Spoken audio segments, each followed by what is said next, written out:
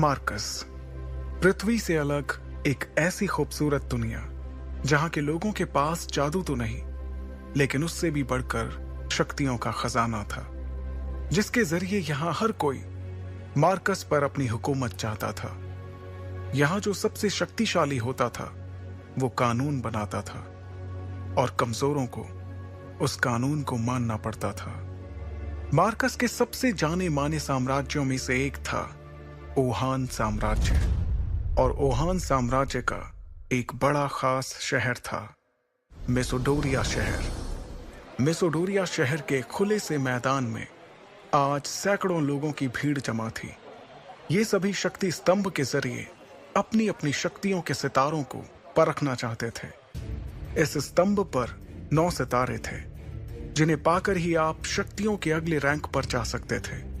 ध्रुव 3 साल पहले शक्ति स्तंभ पर 9वें सितारे को पा चुका था, लेकिन अचानक उसकी शक्तियां तीसरे सितारे पर आकर रुक गईं, और तभी से ध्रुव वापस से 9वें सितारे को पाने के लिए मेहनत कर रहा था। अपनी इसी शक्ति के सितारे को परखने के लिए ध्रुव सैकड़ों लोगों की भीड़ में खड़े होकर अपनी बारी का इंतजार कर रहा था।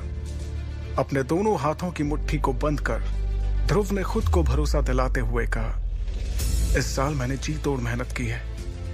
इस बार मेरी शक्तियां जरूर 9वें सितारे तक फिर से पहुंचेंगी, जरूर पहुंचेंगी। आज मैं शून्य रैंक से आगे बढ़कर एकलव्य बन के रहूंगा।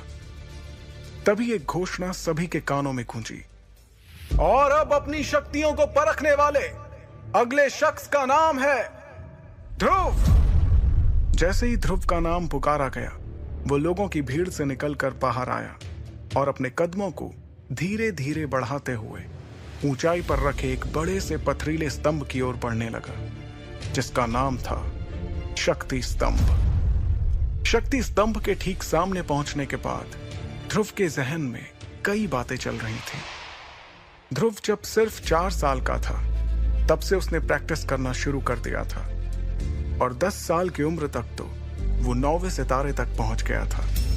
फिर 11 की उम्र में वो शून्य रैंक से एकलव्य रैंक पर आ गया था। शौर्य दल के 100 साल के इतिहास में ये पहली बार था जब एक 11 साल का बच्चा एकलव्य बन गया हो। लेकिन उसके बाद ऐसा कुछ हुआ कि अचानक से एकलव्य एक बार फिर से शून्य रैंक पर आ गया। यही सब सोचते हुए ध्रुव ने अपने दाहिने हाथ की हथेली को